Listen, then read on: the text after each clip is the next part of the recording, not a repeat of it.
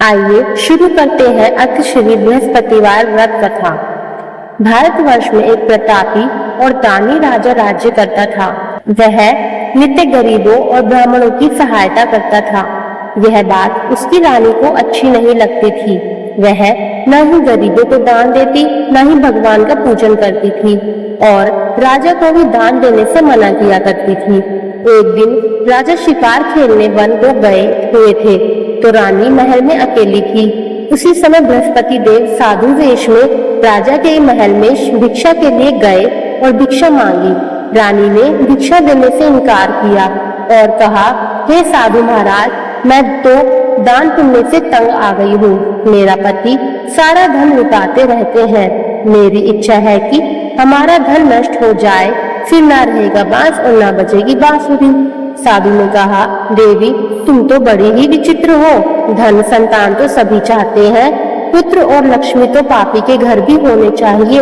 यदि तुम्हारे पास अधिक धन है तो भूखों को भोजन दो, प्यासों के लिए प्याऊ बनवाओ, मुसाफिरों के लिए धर्मशालाएं खुलवाओ। जो निर्धन और कुंवारी कन्याओं का विवाह नहीं कर सकते, उनका विवाह करा दो। ऐसे और कई काम हैं जिनके करने से तुम्हारा यश लोक परलोक में फैलेगा। परंतु रानी पर उपदेश का कोई प्रभाव ना पड़ा। वह बोली, महाराज, आप मुझे कुछ न समझाइए। मैं ऐसा धन नहीं चाहती जो हर जगह बांटती फिरूं। साधु ने उत्तर दिया, यदि तुम्हारी यही इच्छा है तो तथास्तु। तुम ऐसा करना कि बृहस्पतिवार को घर लीपकर पीली मिट्टी से अपना सिर धोकर स्नान करना, भट्टी चढ़ाकर कपड़े धोना। ऐसा करने से आपका सारा धन नष्ट हो जाएगा। इतना कहकर वह साधु महाराज वहां से आलोक हो गए। साधु के अनुसार कई बातों को पूरा करते हुए रानी को केवल 3 बृहस्पतिवार ही बीते थे कि उसकी समस्त धन संपत्ति नष्ट हो गई। भोजन के लिए राजा का परिवार तरसने लगा। तब एक दिन राजा ने रानी से बोला कि हे रानी, तुम यहीं रहो, मैं दूसरे देश को जाता हूँ, क्योंकि यहाँ पर सभी लोग मुझे जानते हैं, इसलिए मैं कोई छोटा कार्य नहीं कर सकता। ऐसा कहकर राजा परदेश चला गया। वहाँ वह जंगल से लकड़ी काट कर लाता और शहर में बेचता। इस तरह वह अपना जीवन व्यतीत करने लगा। इधर राजा के परदेश जाते ही रानी और दासी दुखी रहने लगी। एक बार जब रानी और दासी को 7 दिन तक बिना भोजन के रहना पड़ा तो रानी ने अपनी दासी से कहा, हे दासी, पास ही के नगर में मेरी बहन रहती है। वह बड़ी धनवान है। तू उसके पास जा और कुछ ले आ, ताकि थोड़ी बहुत गुजर बसर हो जाए। दासी रानी की बहन के पास गई। उस दिन गुरुवार था और रानी की बहन उस समय बृहस्पतिवार व्रत की कथा सुन रही थी। दासी ने रानी की बहन को अपनी रानी का संदेश दिया, लेकिन रानी की बड़ी बहन ने कोई उत्तर नहीं दिया। जब दासी को रानी की बहन से कोई उत्तर नहीं मिला तो वह बहुत दुखी हुई और उसे क्रोध भी आया। दासी ने वापस आकर रानी को सारी बात बता दी। सुनकर रानी ने अपने भाग्य को कोसा। उधर रानी की बहन ने सोचा कि मेरी बहन की दासी आई थी, परंतु मैं उससे नहीं बोली, इससे वह बहुत दुखी होगी। कथा सुनकर और पूजन समाप्त करके वह अपनी बहन के घर आई और कहने लगी, हे बहन, मैं बृहस्पतिवार का व्रत कर रही थी। तुम्हारी दासी मेरे घर आई थी, परंतु जब तक कथा होती है तब तक ना तो उठते हैं और ना ही बोलते हैं, इसलिए मैं नहीं बोली। कहो दासी क्यों गई थी? रानी बोली, बहन, तुमसे क्या छिपाऊं, हमारे घर में खाने तक को अनाज नहीं था। ऐसे कहते कहते रानी की आंखें भर आई। उसने दासी समेत पिछले 7 दिनों से भूखे रहने तक की बात अपनी बहन को विस्तार पूर्वक सुना दी। रानी की बहन बोली, देखो बहन, भगवान बृहस्पति देव सबकी मनोकामना को पूर्ण करते हैं। देखो, शायद तुम्हारे घर में अनाज रखा हो। पहले तो रानी को विश्वास नहीं हुआ, पर बहन के आग्रह करने पर उसने अपनी दासी को अंदर भेजा तो उसे सचमुच अनाज से भरा एक घड़ा मिल गया। यह देखकर दासी को बड़ी हैरानी हुई। दासी रानी से कहने लगी, हे रानी, जब हमको भोजन नहीं मिलता तो हम व्रत भी तो करते हैं, इसलिए क्यों ना इनसे व्रत और कथा की विधि पूछ ली जाए ताकि हम भी व्रत कर सके। तब रानी ने अपनी बहन से बृहस्पतिवार व्रत के बारे में पूछा। उसकी बहन ने बताया बृहस्पतिवार के व्रत में चने की दाल और मुनक्का से विष्णु भगवान का केले की जड़ में पूजन करे तथा दीपक जलाए, व्रत कथा सुने और पीला भोजन ही करे। इससे बृहस्पति देव प्रसन्न होते हैं। व्रत और पूजन विधि बताकर रानी की बहन अपने घर को लौट गई। 7 दिन के बाद जब गुरुवार आया तो रानी और दासी ने व्रत रखा। गुड़साल में जाकर चना और गुड़ ले आई, फिर उससे केले की जड़ तथा विष्णु भगवान का पूजन किया। अब पीला भोजन कहाँ से आए, इस बात को लेकर दोनों बहुत दुखी थी। क्योंकि उन्होंने व्रत रखा था, इसलिए बृहस्पति देव उनसे प्रसन्न थे। इसलिए वे एक साधारण व्यक्ति के रूप धारण कर 2 थालों में सुंदर पीला भोजन दासी को दे गए। भोजन पाकर दासी प्रसन्न हुई और फिर रानी के साथ मिलकर भोजन ग्रहण किया। उसके बाद वे सभी गुरुवार को व्रत और पूजन करने लगी। बृहस्पति भगवान की कृपा से उनके पास फिर से धन संपत्ति आ गई, परंतु रानी फिर से पहले की तरह आलस्य करने लगी। तब दासी बोली, देखो रानी, तुम पहले भी इस प्रकार आलस्य करती थी। तुम्हें धन रखने में कष्ट होता था, इस कारण सभी धन नष्ट हो गया, और अब जब भगवान बृहस्पति की कृपा से धन मिला है तो तुम्हें फिर से आलस्य होता है। रानी को समझाते हुए दासी कहती है कि बड़ी मुसीबतों के बाद हमने यह धन पाया है, इसलिए हमें दान पुण्य करना चाहिए, भूखे मनुष्यों को भोजन कराना चाहिए और धन को शुभ कार्यों में खर्च करना चाहिए, जिससे तुम्हारे कुल का यश बढ़ेगा, स्वर्ग की प्राप्ति होगी और पितृ प्रसन्न होंगे। दासी की बात मानकर रानी अपना धन शुभ कार्यों में खर्च करने लगी, जिससे पूरे नगर में उसका यश फैलने लगा। एक दिन राजा दुखी होकर जंगल में एक पेड़ के नीचे आसन जमाकर बैठ गया। वह अपनी दशा को याद करके व्याकुल होने लगा। बृहस्पतिवार का दिन था। एकाएक उसने देखा कि निर्जन वन में एक साधु प्रकट हुए। वह साधु वेश में स्वयं बृहस्पति देवता थे। लकड़हारे के सामने आकर बोले, हे लकड़हारे, इस सुनसान जंगल में तू चिंता मग्न क्यों बैठा है? लकड़हारे ने दोनों हाथ जोड़कर प्रणाम किया और उत्तर दिया, महात्मा जी, आप सब कुछ जानते हैं, मैं क्या कहूँ? यह कहकर रोने लगा और साधु को अपनी आत्मकथा सुनाई। महात्मा जी ने कहा, तुम्हारी स्त्री ने बृहस्पति के दिन बृहस्पति भगवान का निरादर किया है, जिसके कारण रुष्ट होकर उन्होंने तुम्हारी यह दशा कर दी। अब तुम चिंता को दूर करके मेरे कहने पर चलो तो तुम्हारे सब कष्ट दूर हो जाएंगे और भगवान पहले से भी अधिक संपत्ति देंगे। तुम बृहस्पति के दिन कथा किया करो। 2 पैसे के चने मुनक्का लाकर उसका प्रसाद बनाओ और शुद्ध जल से लोटे में शक्कर मिलाकर अमृत तैयार करो। कथा के पश्चात अपने सारे परिवार और सुनने वाले प्रेमियों में अमृत व प्रसाद बांटकर आप भी ग्रहण करो। ऐसा करने से भगवान तुम्हारी सब मनोकामनाएं पूरी करेंगे। साधु के ऐसे वचन सुनकर लकड़हारा बोला, हे प्रभु, मुझे लकड़ी बेचकर इतना पैसा नहीं मिलता जिससे भोजन के उपरांत कुछ बचा सकूं। मैंने रात्रि में अपनी स्त्री को व्याकुल देखा है। मेरे पास कुछ भी नहीं जिससे मैं उसकी खबर मंगा सकूं। साधु ने कहा, हे लकड़हारे, तुम किसी बात की चिंता मत करो। बृहस्पति के दिन तुम रोजाना की तरह लकड़ियां लेकर शहर को जाओ। तुमको रोज से दुगना धन प्राप्त होगा, जिससे तुम भली भांति भोजन कर लोगे तथा बृहस्पति देव की पूजा का सामान भी आ जाएगा। इतना कहकर साधु अंतर्ध्यान हो गए। धीरे धीरे समय व्यतीत होने पर फिर वही बृहस्पतिवार का दिन आया। लकड़हारा जंगल से लकड़ी काटकर किसी शहर में बेचने गया। उसे उस दिन और दिन से अधिक पैसा मिला। राजा ने चना गुड़ आदि लाकर गुरुवार का व्रत किया। उस दिन से उसके सभी क्लेश दूर हो गए। परंतु जब दोबारा गुरुवार का दिन आया तो बृहस्पतिवार का व्रत करना भूल गया। इस कारण बृहस्पति भगवान नाराज हो गए। उस दिन उस नगर के राजा ने विशाल यज्ञ का आयोजन किया था तथा शहर में यह घोषणा करा दी कि कोई भी मनुष्य अपने घर में भोजन न बनावे, न आग जलावे, समस्त जनता मेरे यहाँ भोजन करने आवे। इस आज्ञा को जो ना मानेगा उससे फांसी की सजा दी जाएगी। इस तरह की घोषणा संपूर्ण नगर में करवा दी गई।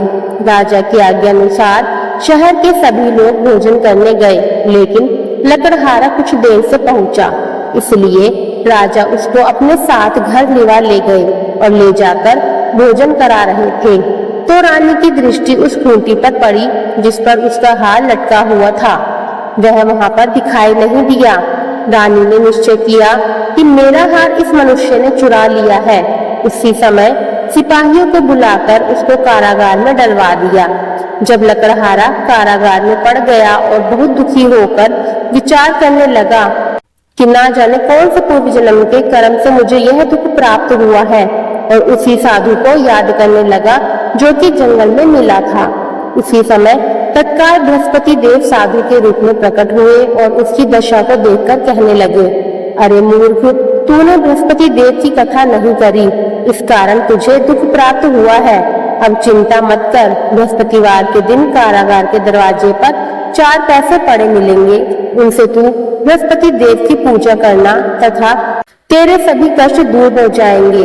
बृहस्पति के दिन उसे 4 पैसे मिले। लकड़हारे ने कथा कही। उसी रात्रि को बृहस्पति देव ने उस नगर के राजा को स्वप्न में कहा, हे राजा, तुमने जिस आदमी को कारागार में बंद किया है वह निर्दोष है, वह राजा है, उसे छोड़ देना। रानी का हार उसी खूंटी पर लटका है। अगर तू ऐसा नहीं करेगा तो मैं तेरे राज्य को नष्ट कर दूंगा। इस तरह रात्रि के स्वप्न को देखकर राजा प्रातःकाल उठा और खूंटी पर हार देखकर लकड़हारे को बुलाकर क्षमा मांगी तथा लकड़हारे को योग्य सुंदर वस्त्राभूषण देकर विदा कर दिया। बृहस्पति देव की आज्ञा अनुसार लकड़हारा अपने नगर को चल दिया। राजा जब अपने नगर के निकट पहुंचा तो उसे बड़ा आश्चर्य हुआ। नगर में पहले से अधिक बाग, तालाब, कुएं तथा बहुत सी धर्मशाला, मंदिर आदि बन गई है। राजा ने पूछा, यह किसका बाग और धर्मशाला है? तब नगर के यह सब लोग कहने लगे, यह सब रानी और बांदी के हैं। तो राजा को आश्चर्य हुआ और गुस्सा भी आया।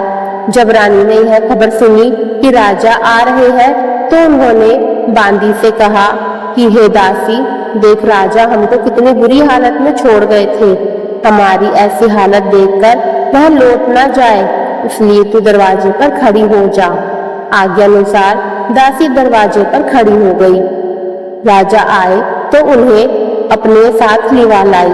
तब राजा ने क्रोध करके अपनी रानी से पूछा, यह धन तुम्हें कैसे प्राप्त हुआ है? तब उन्होंने कहा, हमें यह सब धन बृहस्पति देव के इस व्रत के प्रभाव से प्राप्त हुआ है। राजा ने निश्चय किया कि 7 रोज बाद तो सभी बृहस्पति देव का पूजन करते हैं, परंतु मैं प्रतिदिन में 3 बार कहानी तथा रोज व्रत किया करूंगा। अब हर समय राजा के दुपट्टे में चने की दाल बंधी रहती तथा दिन में 3 बार कहानी कहता। एक रोज राजा ने विचार किया कि चलो अपनी बहन के यहाँ हो आवे। इस तरह निश्चय कर राजा घोड़े पर सवार हो अपनी बहन के यहाँ को चलने लगा। मार्ग में उसने देखा कि कुछ आदमी एक मुर्दे को लिए जा रहे हैं। उन्हें रोककर राजा कहने लगा, अरे भाइयों, मेरी बृहस्पति देव की कथा सुन लो। वे बोले, लो, हमारा तो आदमी मर गया है, इसको अपनी कथा की पड़ी है। परंतु कुछ आदमी बोले, अच्छा कहो, हम तुम्हारी कथा भी सुनेंगे। राजा ने दाल निकाली और जब कथा आदि हुई थी कि मुर्दा हिलने लग गया, और जब कथा समाप्त हो गई तो राम राम करके मनुष्य उठकर खड़ा हो गया। आगे मार्ग में उसे एक किसान खेत में हल चलाता मिला। राजा ने उसे देख और उससे बोले, अरे भैया, तुम मेरी बृहस्पतिवार की कथा सुन लो। किसान बोला, जब तक मैं तेरी कथा सुनूंगा तब तक 4 हरिया जोत लूंगा, जा अपनी कथा किसी और को सुनाना। इस तरह राजा आगे चलने लगा। राजा के हटते ही बैल पछाड़ खाकर गिर गए तथा किसान के पेट में बड़ी जोर का दर्द होने लगा। उस समय उसकी माँ रोटी लेकर आई। उसने यह सब देखा तो अपने पुत्र से सब हाल पूछा और बेटे ने सभी हाल कह दिया। तो बुढ़िया दौड़ी दौड़ी उस घुड़सवार के पास गई और उससे बोली कि मैं तेरी कथा सुनूंगी, तू अपनी कथा मेरे खेत पर चलकर ही कहना। राजा ने बुढ़िया के खेत पर जाकर कथा कही, जिसके सुनते ही वह बैल उठ खड़े हुए। किसान के पेट का दर्द भी बंद हो गया। राजा अपनी बहन के घर पहुंचा। बहन ने भाई की खूब मेहमानी की। दूसरे रोज प्रातःकाल राजा जगा तो वह देखने लगा कि सब लोग भोजन कर रहे हैं। राजा ने अपनी बहन से कहा, ऐसा कोई मनुष्य है जिसने भोजन नहीं किया हो? मेरी बृहस्पतिवार की कथा सुन ले। बहन बोली, हे भैया, यह देश ऐसा ही है कि पहले यहाँ लोग भोजन करते हैं, बाद में अन्य काम करते हैं। अगर कोई पड़ोस में हो तो देख आऊं। वह ऐसा कहकर देखने चली गई, परंतु उसे कोई ऐसा व्यक्ति नहीं मिला जिसने भोजन न किया हो। अतः वह एक कुम्हार के घर गई जिसका लड़का बीमार था। उसे मालूम हुआ कि उनके यहाँ 3 रोज से किसी ने भोजन नहीं किया है। रानी ने अपने भाई की कथा सुनने के लिए कुम्हार से कहा, वह तैयार हो गया। राजा ने जाकर बृहस्पतिवार की कथा कही, जिसको सुनकर उसका लड़का ठीक हो गया। अब तो राजा की प्रशंसा होने लगी। एक रोज राजा ने अपनी बहन से कहा कि हे बहन, हम अपने घर को जाएंगे, तुम भी तैयार हो जाओ। राजा की बहन ने अपनी सास से कहा। सास ने कहा, हाँ चली जा, परंतु अपने लड़कों को मत ले जाना, क्योंकि तेरे भाई की कोई औलाद नहीं है। बहन ने अपने भैया से कहा, हे भैया, मैं तो चलूंगी, पर कोई बालक नहीं जाएगा। राजा बोला, जब कोई बालक नहीं चलेगा तब तुम ही क्या करोगी? बड़े दुखी मन से राजा अपने नगर को लौट आया। राजा ने अपनी रानी से कहा, हम निर्वंशी है, हमारा मुंह देखने का धर्म नहीं है और कुछ भोजन आदि नहीं किया। रानी बोली, हे प्रभु, बृहस्पति देव ने हमें सब कुछ दिया है, वह हमें औलाद भी अवश्य देंगे। उसी रात को बृहस्पति देव ने राजा से स्वप्न में कहा, हे राजा, उठ, सभी सोच त्याग दे, तेरी रानी गर्भ से है। राजा की यह बात सुनकर बड़ी खुशी हुई। 9वें महीने में उसके गर्भ से एक सुंदर पुत्र पैदा हुआ। तब राजा बोला, हे रानी, स्त्री बिना भोजन के रह सकती है, पर बिना कहे नहीं रह सकती। जब मेरी बहन आवे तो उससे कुछ मत कहना। रानी ने सुनकर हाँ कर दिया। जब राजा की बहन ने यह शुभ समाचार सुना तो वह खुश हुई और बधाई लेकर अपने भाई के यहाँ आई। तभी रानी ने कहा, घोड़ा चढ़कर तो नहीं आई, गधा चढ़ी आई है। राजा की बहन बोली, भाभी, मैं इस प्रकार न कहती तो तुम्हें औलाद कैसे मिलती? बृहस्पति देव ऐसे ही है, जैसे जिसके मन में कामनाएं हैं सभी को पूर्ण करते हैं। जो सद्भावनापूर्ण बृहस्पतिवार का व्रत करता है एवं कथा पढ़ता है अथवा सुनता है, दूसरों को सुनाता है, बृहस्पति देव उसकी सभी मनोकामना पूर्ण करते हैं। भगवान बृहस्पति देव उसकी सदैव रक्षा करते हैं। संसार में जो मनुष्य सद्भावना से भगवान जी का पूजन व्रत सच्चे हृदय से करते हैं तो उनकी सभी मनोकामनाएं पूर्ण करते हैं। जैसी सच्ची भावना से रानी और राजा ने उनकी कथा का गुणगान किया तो उनकी सभी इच्छाएं बृहस्पति देव जी ने पूर्ण की थी। इसलिए पूर्ण कथा सुनने के बाद प्रसाद लेकर जाना चाहिए। हृदय से उसका मनन करते हुए जयकारा बोलना चाहिए। बोलो बृहस्पति देव की जय, भगवान विष्णु की जय। आपको हमारी वीडियो पसंद आई हो तो वीडियो को लाइक करें, कमेंट करें, शेयर